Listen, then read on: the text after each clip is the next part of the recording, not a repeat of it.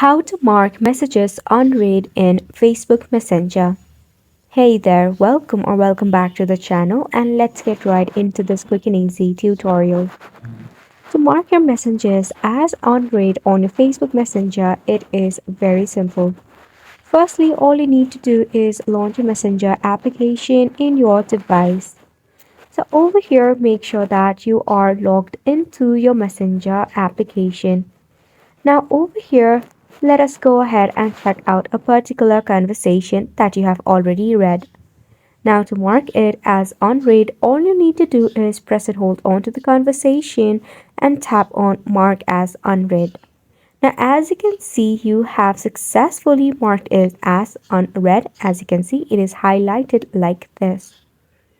Now once you do this, this will not remove the read icon from your conversation, which means the other person can see if you have read or not read the messages yet.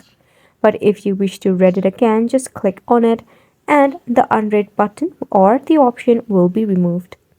If you do not have such feature on your Facebook Messenger, this means your Facebook application needs an update.